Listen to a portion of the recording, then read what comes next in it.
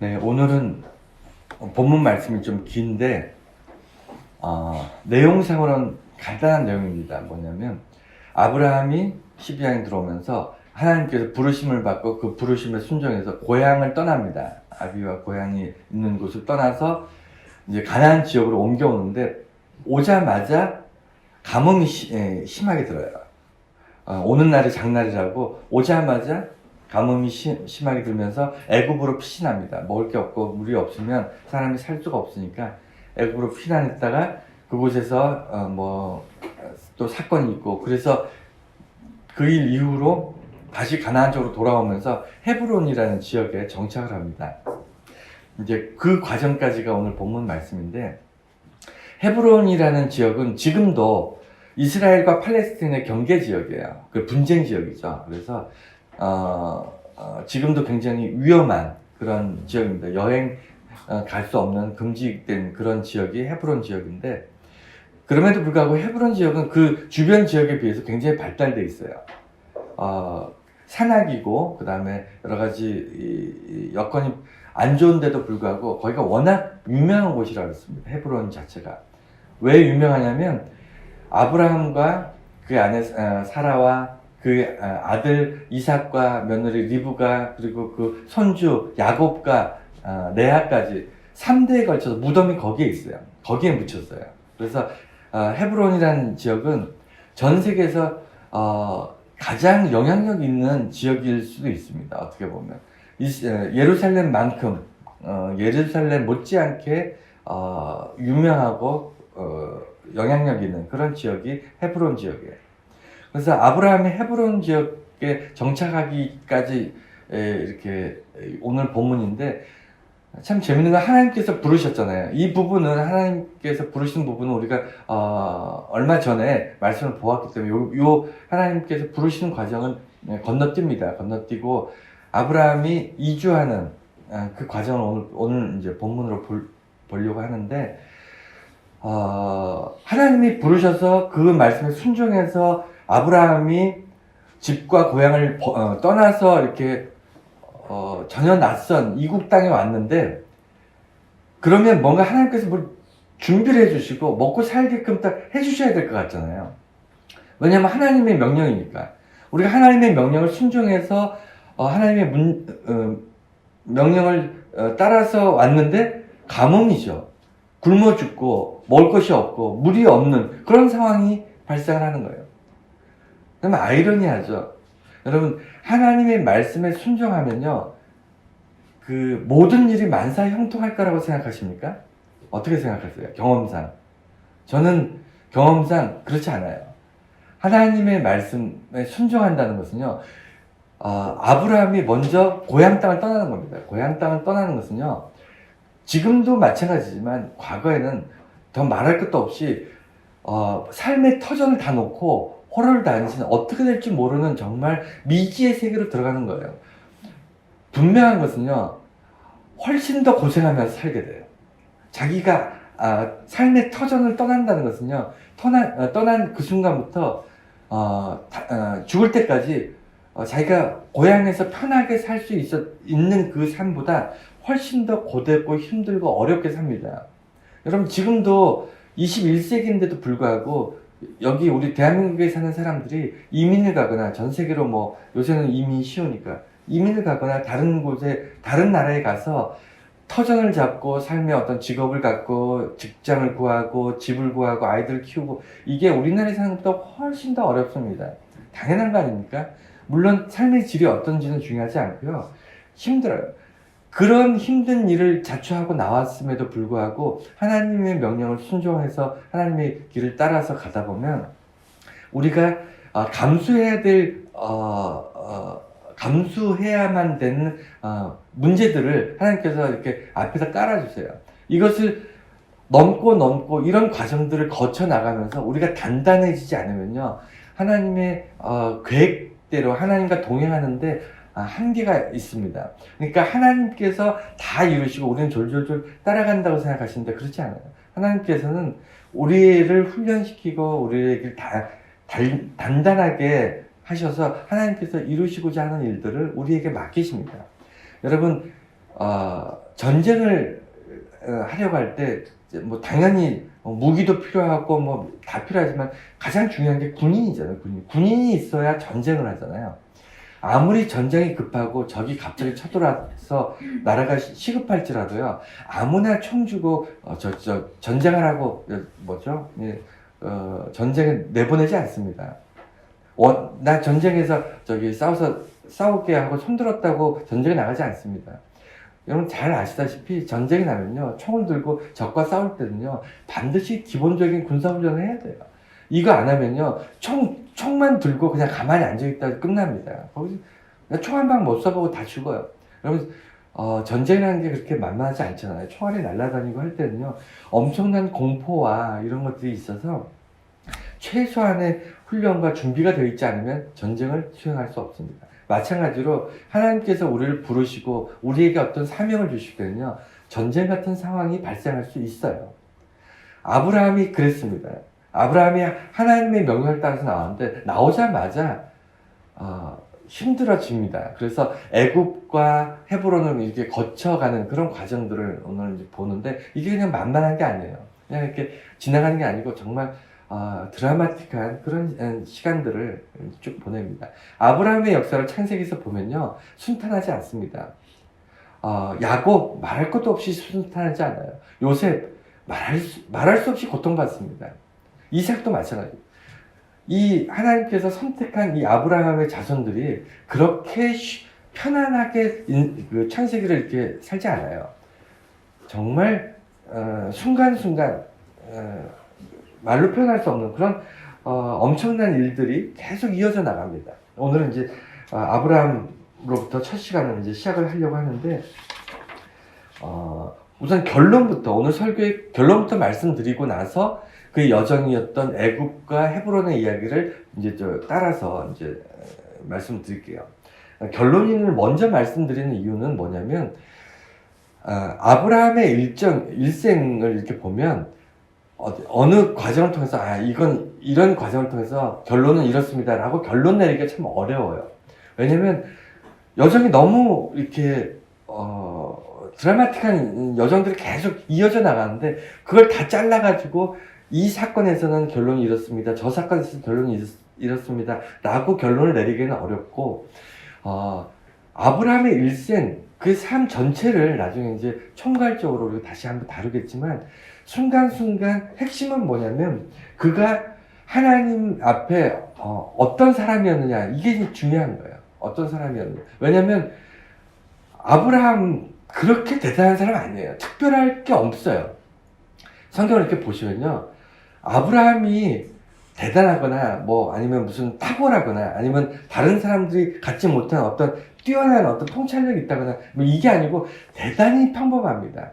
연약하고요, 겁도 많고요, 그 다음에 비열할 때도 있고요, 그 다음에 아브라함도 정말 저렇게 어리석은 짓을 할 수 있을까라고 생각할 만큼 이렇게 우리가 생각하는 것처럼 그렇게 뛰어나지 않아요. 대단히 평범합니다. 대단히 평범한데, 이 사람이 왜 하나님이 아브라함을 불렀을까? 이게 몇 주에 걸쳐서 몇 주가 될지 몇 달이 될지 걸쳐서 우리가 계속 반복해서 보게 될 핵심 제목이에요. 뭐냐면 아브라함은 그 사람이 탁월했기 때문에, 뛰어났기 때문에 부르신 게 아니고, 그냥 아담부터 예수 그리스도의 그 족보, 하나님이 계획하셨던 그 계획 안에 거기 중간에 있는 사람이에요.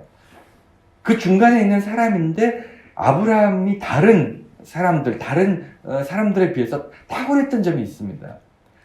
그러니까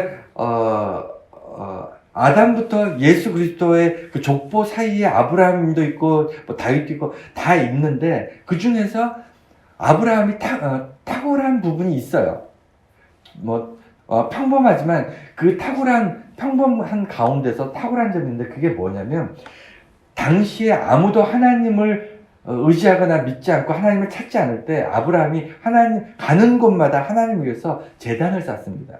그러니까 유목민이었기 때문에, 당시에 유목민이라고 얘기하기는 좀 그렇지만 집과 저를 떠났기 때문에 그냥 노숙을 하는 거잖아요. 텐트 치면서 이렇게 수천 년 전에 이렇게 떠돌이 생활을 하는데 가축 키우고 어차피 농사는 못 져요. 한 곳에 정착하거나 농사 지을 땅을 얻을 수가 없기 때문에 아브라함과 부인과 조카 롯 이런 사람들은 텐트를 들고 떠돌아다니면서 가축들이나 이렇게 키우면서 이렇게 사는 사람들이기 때문에 정착을 못하고 있는데 이 사람이 가면 어디든 옮겨가면 거기다 제일 먼저 제단을 쌓아요. 여러분 이게 평범한 것 같은데 굉장히 뛰어난 겁니다. 탁월한 거예요. 이거를 배우자는 겁니다.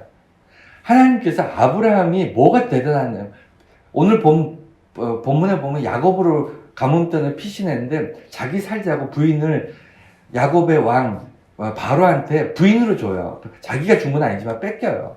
그만큼 야비합니다.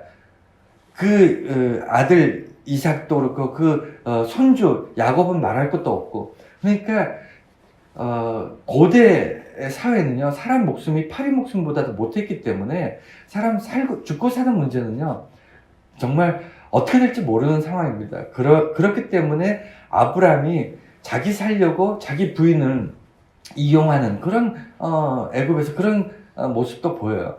그럼에도 불구하고 어떻게 보면 참 졸렬하고 비열하고 어리석고 그런 아브라함이지만 그 삶의 패턴에 다른 사람들하고 다른 한 가지가 있는데 그게 뭐냐면 하나님을 의지하고 하나님께 제단을 사서 하나님을 기억하고 하나님께 제사 지는 그런 삶을 살았어요. 꾸준히. 근데 그게 왜 그랬을까요? 그게 아브라함이 똑똑해서 그렇습니다. 지혜로웠기 때문에. 왜 그게 똑똑한 건지 오늘 보면 지혜라는 것은 눈에서 오는 것이 아니고 귀에서 오는 거예요. 여러분 이건 저의 경험에서 나온 건데요. 사람이 살면서 지식은 눈으로 올 수 있어요. 지식은 책을 보거나 우리가 무엇을 목격하거나 지식이라는 것은 정보잖아요. 우리가 요새 아이들은 전부 이제 컴퓨터 온라인 같은 데서 정보를 얻잖아요. 그래서 눈으로 지식은 올 수 있습니다. 정보는 들어올 수 있어요. 하지만 지혜는요 귀에서 옵니다. 귀. 들음에서 오는 거예요.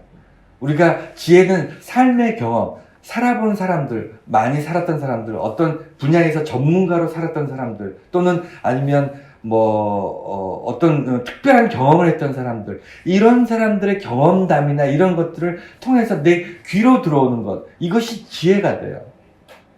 그리고 아브라함 같은 경우는요, 눈으로 볼 때에는 자기가 살던 고향이 훨씬 더 안전하고 훨씬 더 풍요롭고 훨씬 더 살기 좋습니다. 그리고 눈으로 봤을 때는 하나님께서 보내신 가나안 땅은요 척박해요.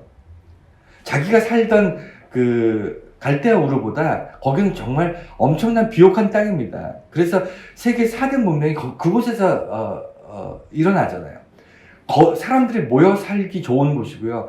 그 다음에 평지가 많아서 농사 짓기 좋은 곳은 일단 노동력이 풍부하기 때문에 거대 제국들이 일어나기 쉽습니다. 그런 땅을 떠나서 척박한 이스라엘의 땅, 여러분 예루살렘 그리고 그 밑에 베들레헴 그리고 그 밑에 헤브론이 있는데 이게 다 산지예요. 산. 그러니까 산맥으로 따져 이게 산으로 이스라엘을 보면 오른쪽 동편으로는 요단강 갈릴리 호수가 있고 왼쪽으로는 이제 지중해가 있고 그 사이에 산이 북쪽에서 남쪽으로 쭉 산맥이 있어요. 그 산에 예루살렘과 베들레헴과 헤브론이가 다 산 꼭대기에 있습니다. 도시들이. 그러니까 척박하죠. 눈으로 봤을 때는요, 이거는 축복의 땅이 아니라니까요. 눈으로 보면요, 이거는 객관적으로 이것은 막막합니다. 도대체 아브라함이 뭘 해봤겠어요? 무슨 농사를 지어봤겠습니까? 가축을 키워봤겠습니까? 그냥 와서 어떻게든 살아보려고 바둥거릴 수밖에 없는 게 그 눈으로 봤을 때의 삶이고요. 그건 축복의 땅이 아닙니다. 그런데 귀는 달라요. 아브라함은 귀로 뭘 들었죠? 예, 하나님의 음성을 듣죠. 성경 전체에 봤을 때 하나님의 음성을 귀로 들었던 사람이 많지 않아요. 모세라든가 아브라함이라든가 모세라든가 아니면 다윗이라든가 극히 일부의 사람들만 귀로 하나님의 음성을 듣습니다. 그래서 우리는 눈으로 본 게 더 확실한 것 같지만, 눈으로 본 것은 오류가 나기 쉬워요. 그리고 지식이라는 것은 상황이나 환경에 따라서 바뀔 수 있습니다. 지식은 달라져요. 지식은 달라지는데, 지혜라는 것은 오랫동안 숙성돼서 나오는 거기 때문에 지혜는 잘 안 바뀝니다. 마찬가지로 하나님으로부터 들었던 그 음성은 평생에 아브라함이 그 음성을 붙잡고 그걸 믿음으로 가지고 살아가요. 그렇기 때문에 가는 곳마다 제단을 쌓는 겁니다. 이 얘기가 뭐냐면, 아브라함이 눈을 믿지 않고 귀를 믿었다는 것이 그가 지혜로웠다는 겁니다. 아브라함. 그리고 오늘도 우리가 교회에 나와서 예배를 드리지만, 여러분, 눈으로 판단하고 우리가 눈으로 경험하는 것들이 참 많이 있는데, 그럼에도 불구하고 교회에 나와서 설교의 말씀 듣잖아요. 하나님의 말씀을 듣지 않습니까? 귀로 들은 것들이 지혜가 되는 거예요, 삶에. 내가 귀로 들은 것을 붙잡고 사는 겁니다.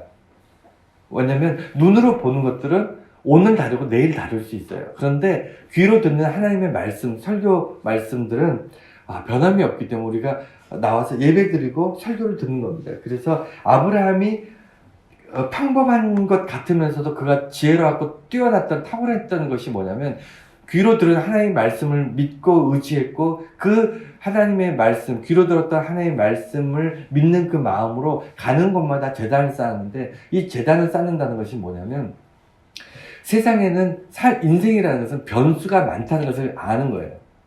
변수가 많기 때문에 자기가 계획한 대로 사라지지 않는다는 것을 아브라함이 압니다. 알기 때문에 열심히 노력하지만, 그럼에도 불구하고 하나님이 개입하시지 않으면, 하나님이 도우시지 않으면, 하나님이 이 문제를 해결하지 않으시면 안 된다는 것을 아브라함이 알았어요.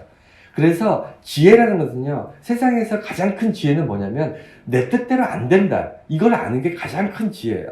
세상은 내가 노력한 대로, 내가 계획한 대로 이렇게 하면 이런 결과가 나올 것이다 라고 내가 생각한 대로 안 된다 라는 것을 아는 게 세상에서 제일 큰 지혜입니다. 그래서 그것을, 안 되는 것을 되게 하는 게 누구죠? 그게 신이고 그게 하나님이에요. 그래서 아브라함은 자기 일생을 하나님을 의지하면서 사는 겁니다. 제단 앞에 나가서 의지하고 사는 겁니다. 네. 그리고 그래서 지혜로운 사람은 변수를 계산한다. 변수라는 게 뭔지 아시죠? 예를 들어 볼게요. 우리 주사위 같은 거, 이제 게임 같은 거, 우리 놀이할 때 주사위, 요새는 뭐 주사위 보드게임 많이 하는지 모르겠는데, 저희 때는 이제 보드게임을 많이 해서 주사위나 유시나 뭐 이런 걸 많이 써서 이제 가족 단위로 아니면 친구들끼리 많이 어울렸는데, 예를 들어 주사위가 이제 6면체잖아요. 정 6면체니까 1부터 6까지가 표시가 되어 있습니다.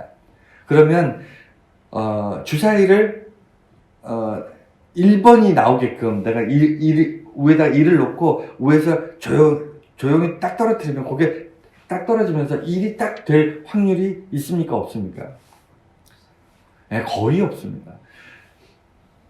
물론 바로 위에서 살짝 놓으면 모르겠지만, 일반적으로 우리가 게임하는 그 상황에서 내가 1이 나오면 좋겠다 싶어서 1을 위에다 딱 놓고 그대로 살짝 놓으면 그게 뚝 떨어지면서 그대로 딱 떨어져서 1이 될까요? 거의 대부분 1이 되기를 원해서 1을 놓으면요, 1 말고 나머지가 될 확률이 거의 99%, 저는 그렇다고 생각해요. 이 얘기는 뭐냐면, 내가 아무리 조심하고 아무리 신경 쓰고 아무리 이렇게 해서 내가 원하는 것이 이거니까 간절한 마음으로 이걸 이렇게 맞추면 일이 되겠거니라고 자기 스스로 생각할 수 있어요. 생각할 수 있지만, 그렇게 이루어지지 않는 것을 우리가 받아들여야 돼요. 그러니까 주사위를 던진다는 것은요, 내가 원하는 것을 얻지 못할 확률이 6분의 5가 되고, 내가 원하는 것은 6분의 1밖에 안 된다는 것을 인정하는 것이 주사위를 던진다는 의미예요. 인생도 마찬가지입니다. 내가 원하는 것을 이룰 수 있는 확률보다 내가 원하는 것을 이룰 수 없는 확률이 높다는 것을 인정하는 것이 인생을 살아가는 거예요. 그래서 변수를 계산한다는 것은 뭐냐면, 내가 수고하고 노력하지만 내가 정성을 다하지만 내가 주사위를 던진다는 것은 6분의 5가 내가 원하는 것을 얻지 못할 확률을 인식하고 인정하고 그것을 내 게임 룰 안에서 계산하고 사는 것. 이것이 지혜로운 삶이에요. 그래서 아브라함은 믿을 것이 없었어요. 고향을 떠났죠. 부모를 떠났죠. 그리고 막막한 곳에 왔는데 오자마자 가뭄이 들어서 먹을 것도 없죠. 굶어 죽을 것 같죠. 정말 비참하고 처참한 하나님의 말씀을 들었다는 이유만으로 너무나도 상황이 절박하고 처참했는데 그럼에도 불구하고 뭐라 했냐면 인생은 내 뜻대로 되는 게 아니다. 주사위는 내가 던졌지만 하나님의 말씀에 순종해서 주사위를 던졌지만 내가 원하는 6분의 1을 내가 얻을 거라고 생각하지 않는다. 나머지 6분의 5가 나올지라도 비록 내가 원하는 것을 얻지 못할지라도 내 길에 내가 하나님 말씀을 계속 의지해서 하나님의 뜻대로 살면 분명히 하나님의 계획대로 이루실 것이다 라고 믿고 의지하는 것이 지혜로운 사람이에요. 아브라함이 그게 달랐던 겁니다. 자, 그래서 고향을 떠났습니다. 하나님 말씀 따라 고향을 떠났는데 아까 말씀드린 대로 자기가 의지하는 것을 떠나는 순간 100% 이전보다 힘든 삶을 살 수밖에 없습니다. 그건 당연한 얘기예요. 그럼에도 불구하고 차이점을 분명히 아셔야 돼요. 그게 뭐냐면 힘든 삶과 가난한 삶은 다른 겁니다. 현대사회는 자본주의 사회예요. 그래서 우리가 힘들다는 것을 보통은 가난하기 때문에 힘들다고 생각을 해요. 자본주의 사회는 그렇습니다. 내가 가진 것이 없고 소유가 부족하고 뭔가 열심히 노력했지만 가난할 수밖에 없는 어떤 환경 때문에 그래서 삶이 힘들고 고되고 그 다음에 좀 비참하고 이런 식으로 이해하기가 쉬워요. 자본주의 사회에서는 자본이 그 어떤 말 그대로 기본이 되니까. 그런데 인류 역사를 쭉 보면요, 비록 자본이 부족하더라도 자본이 없더라도 힘든 삶을 사는 것과 그 힘든 삶을 통해서 부유해지든 가난해지든 그거는 별개의 문제입니다. 부자로 사는데 힘들게 살아서 부자가 된 사람도 있고요. 힘들게 살아도 여전히 가난한 사람도 있었어요. 그건 어디나 마찬가지입니다. 아브라함은 힘든 삶을 살아요. 하나님이 불러내셔서 그 말씀에 순종해서 삶이 고되고 힘든 건 사실입니다. 물론 부자로 살아요. 어마어마한 부를 축적을 합니다.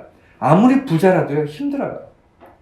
여러분, 내가 살면서 인생의 목표를 돈이라고 생각하시는 사람들은 돈을 어마어마하게 모으겠죠. 그 돈을 모으기 위해서 남들보다 훨씬 더 노력하고 더 수고하겠죠. 그래서 삶이 힘들 수 있습니다. 하지만 자기가 수고하고 땀 흘려서 이룬 어떤 성과에 대해서 자기 스스로 그냥 만족하면서 사는 거잖아요. 여러분, 삶의 가치는 내가 무엇을 이루었느냐가 아니고 무엇을 이루어 가고 있느냐가 삶의 가치입니다.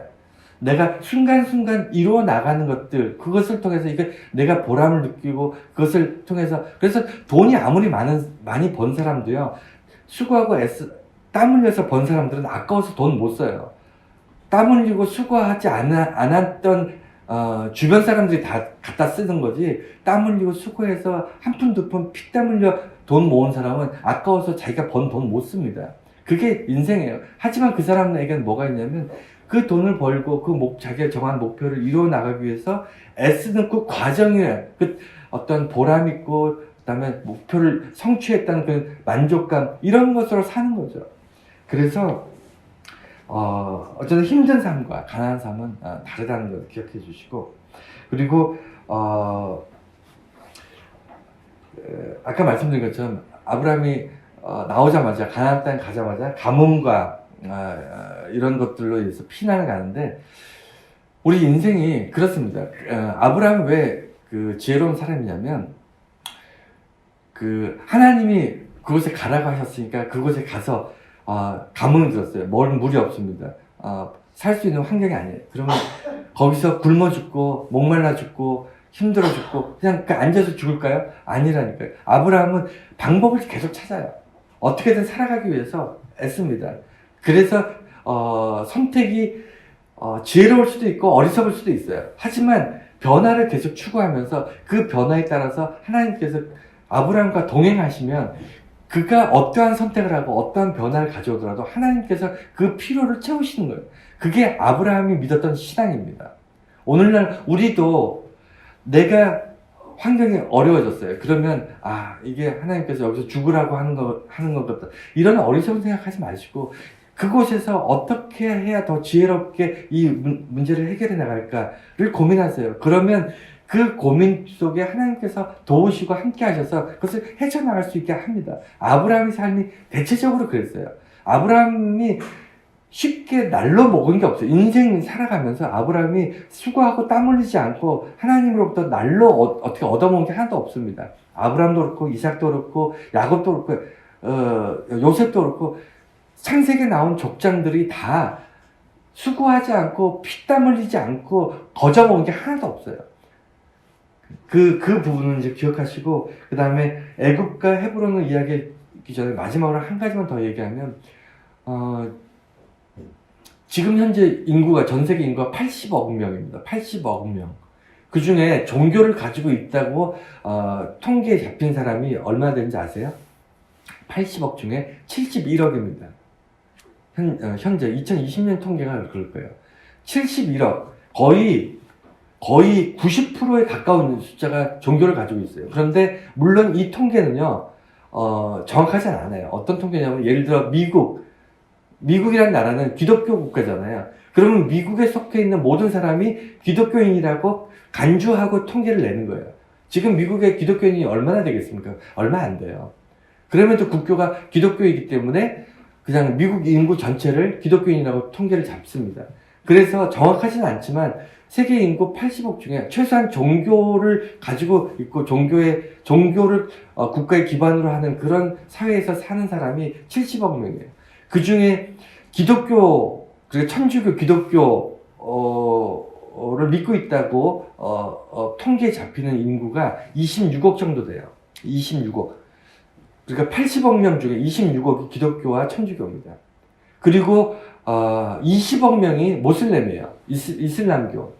그러니까 26억 정도가 기독교와 천주교고 20억 정도가 모슬렘이고요. 그 다음에 한 10억 정도가 힌두교입니다. 힌두교. 그리고 한 5억 정도가 불교예요.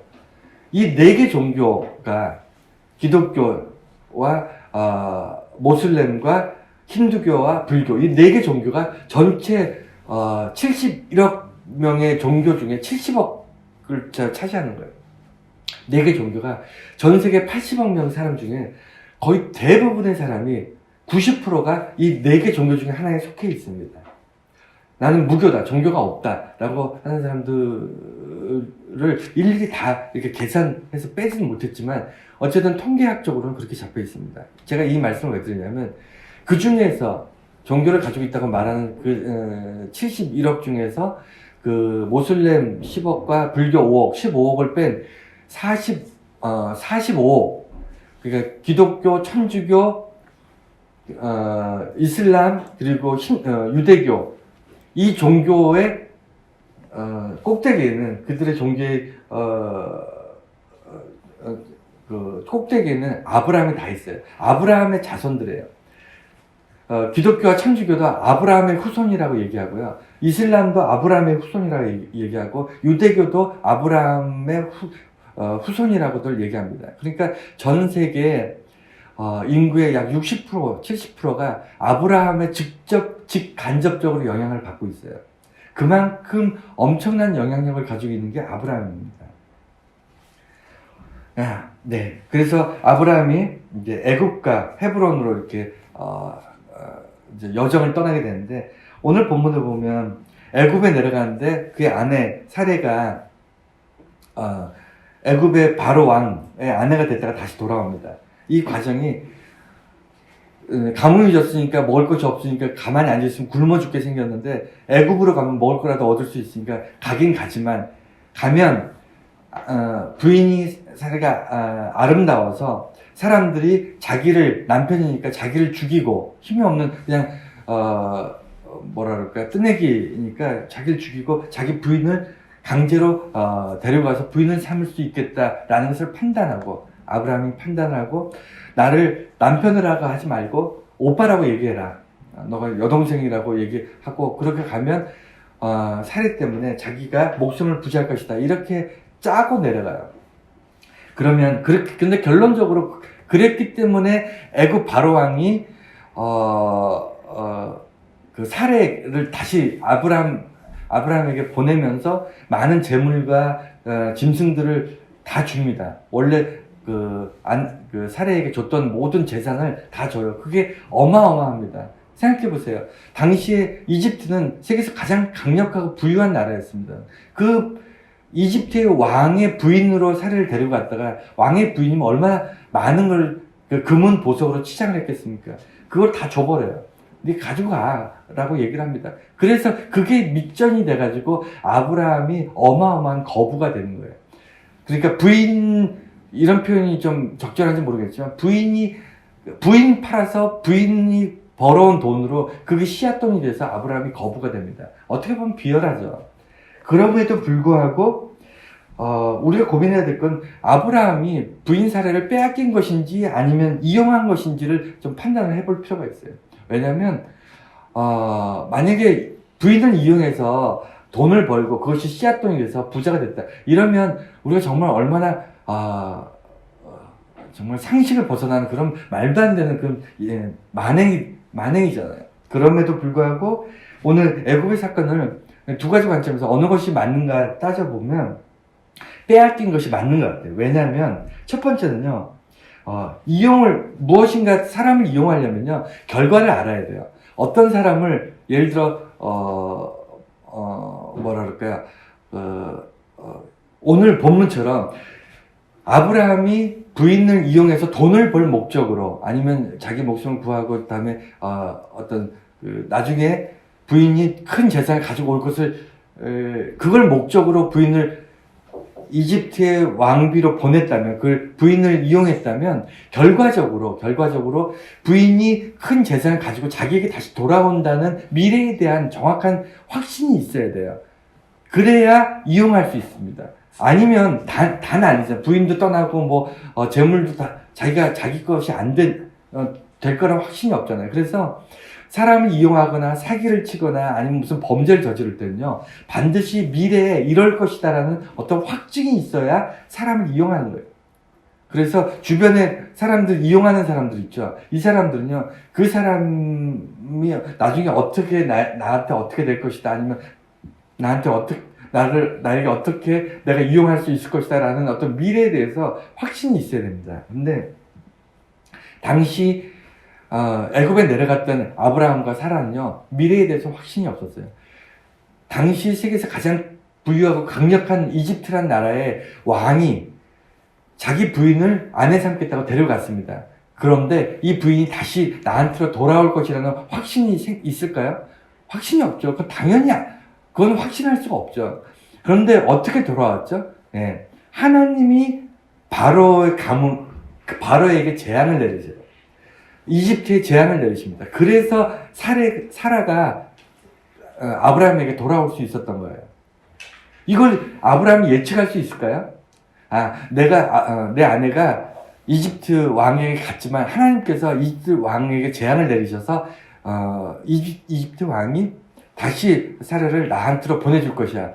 내가 거짓말을 했지만 이집트 왕이 나를 죽이지 않고 나를 살려주고 오히려 재산을 많이 나한테 줘가지고 내가 부자가 될 것이야. 이걸 예상할 수 있었을까요? 이걸 예상했다면 거의 이건 사람이 아닙니다. 거의 신의 영역이죠. 이 정도를 미래를 예측할 수 있었다면 아브라함이 아니고 신이었을 거예요. 그럼에도 불구하고 아브라함은요, 이렇게 될 것이라고 믿었던 게 아니라 하나님께서 이곳에 부르셨고 이곳에 오게 하셨으니 나와 함께 하신 하나님께서 이걸 해결해 주실 것이라는 믿음이 있었어요. 그랬기 때문에 애굽으로부터 이 모든 것들을 이루고 다시 떠날 수 있었습니다. 아니면 아브라함의 목숨이 100개라도 살아남지 못하죠. 당연하지 않습니까? 이집트의 왕한테 거짓말하고 속였잖아요. 자기 부인을 동생이라고 속여가지고 이집트 왕이 아브라함의 아내를 부인 삼지 않습니까? 이런 거짓말을 하고 살아남을 수 있을까요? 그런데 살아남았을 뿐만 아니라 어마어마한 재산을 가지고 애굽을 떠나잖아요. 이게 어떻게 가능했냐면 하나님이 개입하셨기 때문이에요. 하나님이 아브라함과 이집트 바로 사이에 개입하셔서 바로에게 재앙을 내리셨기 때문에 이 일이 가능하게 된 겁니다. 그래서 그리고 또 하나는 뭐냐면 재물을 이제 많이 벌어들였는데 이용했다면 사라가 중요합니까? 사라가 벌어들인 재물이 중요합니까? 이용했다면 재물이 중요하죠. 결과적으로는 사람은 어떤 사람을 이용하든 무엇인가 이용할 때는 그 이용해서 얻어지는 이익, 그러니까 뭔가 어떤 이익을 더 중요시 여기는 것이 정상이잖아요. 그런데 빼앗긴 상태에서 성경은 어떻게 얘기하냐면 사례가 온전하게 아브라함에게 돌아오고 그 다음에 이집트 왕이 아브라함도 사라도 죽이지 않아요. 그들을 오히려 재산을 줘서 내쫓습니다. 그리고는 원망하죠. 왜 너가 나한테 거짓말해서 하나님이 내게 재앙을 주게 했느냐? 너희들 나한테 왜 이렇게 서운하게 나한테 이렇게 나는 너에게 선대했는데 너는 왜 나한테 이렇게 악하게 했느냐? 이런 식으로 이집트 왕이 얘기합니다. 여러분, 그 얘기는 지금 재물이 중요하다는 게 아니에요. 빼앗긴 사람은요, 원래 빼앗긴 것을 도로 찾는 것이 제일 중요합니다. 빼앗긴 것을 찾고 거기다가 부수적으로 돈과 재물과 짐승이 많이 왔다. 그래서 난 부자가 됐다. 너무 기쁘다. 이렇게 기록되어 있지 않아요. 거기는 온전하게 사례가 돌아오고 아브라함이 목숨을 부지한 상태에서 애굽을 떠납니다. 이것이 핵심이에요. 그렇기 때문에 빼앗겼다가 되찾은 겁니다. 그래서 애굽에 내려갔던 것은 불미스럽습니다. 가문 때문에 내려갔고 그 다음에 목숨을 부지하기 위해서 거짓말을 하고 그 다음에 아브라함은 자기 부인을 왕에게 빼앗기는 그런 불미스러운 일들이 계속 이어지지만 그럼에도 불구하고 결론적으로 완전히 뒤집어진 것은 뭐냐면 거기에 하나님께서 개입하셔서 바로에게 재앙을 내리시고 나니까 이제 전혀 예상하지 못한 결론이 나는 거예요. 결과가 나오는 거예요. 그게 그리스도인들의 삶의 가장 기본적인 패턴입니다. 하나님 말씀에 순종했더니 겪지 않아도 될 고난들이 우리 앞에 놓이고 겪지 않아도 될 고난들을 뚫고 가다 보니까 하나님께서 예상하지 못했던 말도 안 되는 방법으로 개입하셔가지고 결과가 바뀌는 거예요. 결과가 뒤집어집니다. 아브라함과 사례가 죽어 마땅합니다. 100번 죽어도 할 말이 없는 그런 위치에서 오히려 부와 명예와 권력을 다 쥐고 떠날 수 있는 그런 상황으로 역전이 되는 거예요. 그게 아브라함의 애굽이었습니다. 그래서 하나님의 재앙이라는 것은 단순히 그냥 하나님께서 화가 나셨다 이런 차원이 아니고 그 이후에 아브라함의 역사에, 이스라엘의 역사에 매우 중요한 이정표를 찍게 되는 겁니다. 그래서 애굽을 나온 아브라함과 사라는 헤브론으로 갑니다. 헤브론 아까 말씀드린 것처럼 굉장히 중요한 도시인데 헤브론이 산지예요. 지금이야 도시가 있고 뭐 잘 발달되어 있지만 수천 년 전에 아브라함이 정착할 당시만 해도 헤브론에 아무것도 없었습니다. 그냥 산지예요. 근데 그 헤브론에 정착하게 된 이유가 뭐냐면 조카 롯이랑 같이 갈대아우르에서 나왔는데 조카 롯과 롯도 재물이 많아졌고 짐승도 많아지고 그 밑에 이제 종들도 많아지고 아브라함도 재산이 많아지고 금은이 넘치고 그 다음에 종들도 많아지고 짐승도 많아지니까 한 지역에 몰려서 같이 있으니까 서로 싸우는 거예요. 왜냐하면 물을 먹을 때도 서로 이쪽 집안 짐승과 저쪽 집안 짐승이 서로 그리고 종들 간에도 서로 다툼이 있고 막 그러니까 우리가 서로 좁은 땅에서 비좁게 살면서 싸울 필요가 뭐야 있느냐 나눠서 넓은 데로 가자 서로 좀 떨어져서 지내자 이렇게 제의를 해요. 그러니까 그 제의를 누가 하냐면 롯이 하는 게 아니고요. 아브라함이 합니다. 여러분 파이라고 얘기하면 파이를 제일 잘 나누는 방법 아세요? 뭐 피자가 되든 파이가 됐든 파이를 먹을 때 그걸 가장 공정하게 나누는 방법 한 서너 사람, 한 대여섯 사람이 모여 앉아서 하나의 파이를 먹을 때 이걸 가장 공정하게 나누는 방법 여러분 아십니까? 아세요? 어떻게 나눈 거죠? 네. 파이를 쪼갠다 그러죠? 파이를 쪼갠 사람이 맨 마지막에 먹으면 돼요. 그러면 가장 공정합니다. 왜 그럴까요? 네. 그러니까 파이를 자른 사람이 맨 마지막에 먹으면 돼요. 그러니까 이해가 되시나요? 그러니까 내가 어떤 의견을 낸 사람이 맨 마지막에 다른 사람들의 선택을 받고 마지막을 선택하면 돼요. 어떻게 표현이 좀 잘 안 되는데, 아브라함 같은 경우는 자기가 말을 꺼냈잖아요. 우리 나눠 쓰자. 우리 좁으니까 우리가 너와 내가 나눠서 자라고 먼저 의견을 제시했잖아요. 의견이 제시한 사람은 어떻게 하는 것이 좋냐면, 너가 선택해라. 너가 좌하면 내가 우하고 너가 우하면 내가 좌하리라. 이렇게 아브라함이 얘기해요. 이게 가장 공정한 거예요. 아브라함이 똑똑한 겁니다. 우리 나눠서 자. 그런데 내가 볼 때는 저곳이 나한테 맞는 것 같으니까 내가 저곳에 갈 테니까 너는 이곳에서 해라. 그러면 서로 불만이 생기죠. 서로 공정하지 않습니다. 그런데 공정한 것은 뭐냐면, 먼저 의견 꺼내고 먼저 의견 제시한 사람이 다른 사람들한테 선택권을 다 주고 마지막에 남은 걸 자기가 가져가는 거예요. 그렇게 되면 불만이 없어요. 선택한 사람도 불만이 없고요. 먼저 제시한 사람도 불만이 없습니다. 그래서 너는 롯에게 너는 우하면 난 좌하고 너가 좌하면 난 우하겠다, 이렇게 얘기를 하는 거예요. 그래서 아브라함이 헤브론으로 간 겁니다. 자기가 헤브론이 좋아서 간 게 아니고요. 롯에게 선택권을 준 거예요. 왜냐하면 아브라함이 나누자고 했으니까, 자기가 먼저 말을 꺼냈으니까 너가 어디를 선택하든 그 반대편은 내가 가겠다 얘기를 했는데, 롯은 뭘 선택했냐면 눈을 선택했어요. 눈으로 보니까 소돔과 고모라 땅이 너무 좋은 거예요. 여러분, 소돔과 고모라는요, 이제 다음 시간엔 이제 좀 몇 주 지나면 또 설교를 이제 듣게 될 텐데, 당시에 정말 기름지고 비옥한 땅이었어요. 물이 많고 농사짓기 좋은 땅이었습니다. 그래서 농사짓기 좋은 땅에 롯이 볼 때는 저곳에 가면 내 가축들을 먹이거나 그 다음에 내가 정착하기 좋은 땅 같다.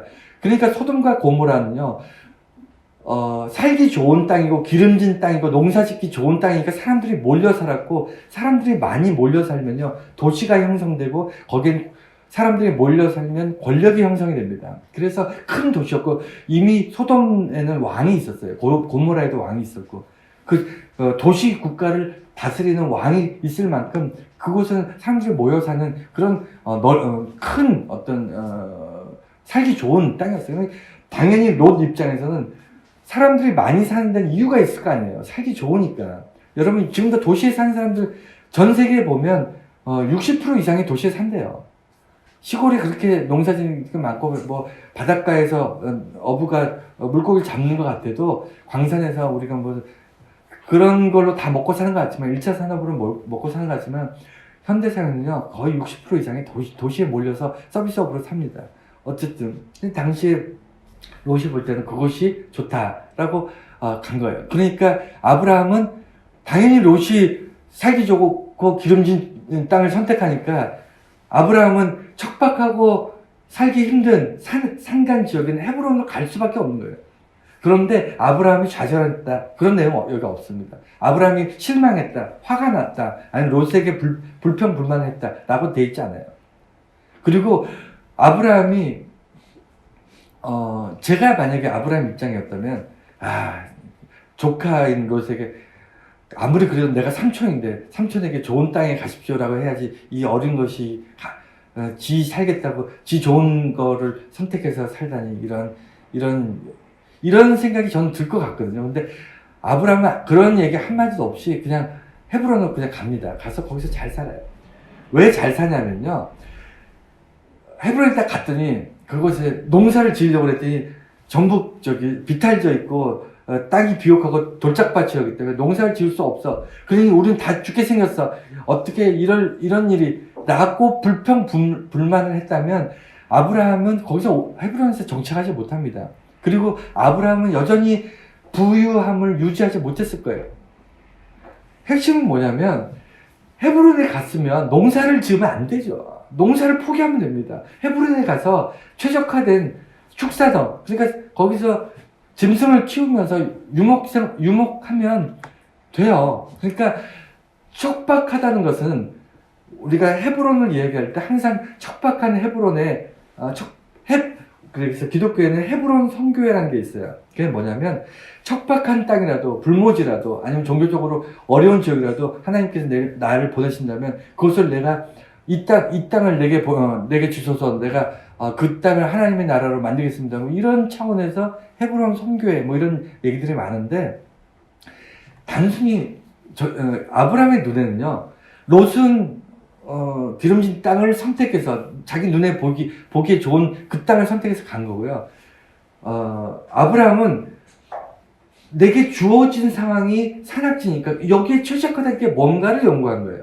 그래서 그냥 짐승을 키우기에는 최적화된 곳입니다. 그래서 아브라함이 롯보다 훨씬 부자가 돼요. 롯이나 소돔과 고모라 지역으로 내려간 롯보다도요 척박한 헤브론에 간 아브라함이 더 부자가 돼요. 소와 이렇게 짐승들을 유목으로 이렇게 많이 키우기 때문에 최적화된 산악지역에서 최적화된 축산업으로 부자가 되는 거예요. 여러분 관점의 차이가 분명히 있는 거죠. 그래서 하나님께서 내게 척박한 땅에 보낸 것은 나로 하여금 내가 농사를 짓겠다는 고집을 버리면 돼요. 내가 할 줄 아는 게 농사밖에 없는데 나를 이 산지로 보내시면 어떡합니까? 어떻게 나로 하여금 농사를 지으라는 말입니까? 라고 불평불만하면서 살기 때문에 우리가 삶이 고된 겁니다. 힘든 거예요.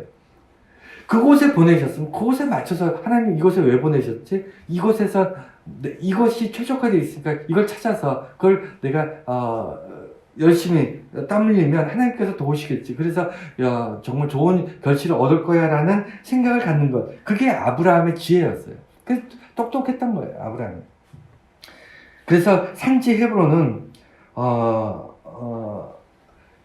후대 예수 믿는 사람들이나 기독교인들이 뭔가 아브라함이 왜 헤브론에 정착했는가 뭔가 힘들고 어려운 과정에서도 하나님께서 도우시면 기어이 뭔가 이루게 될 것이다 이런 생각으로 아브라함이 헤브론에 정착했을 것이다 라고 생각하는 사람들이 많은데 실제로는요 여러분 삶이 대부분 헤브론이에요.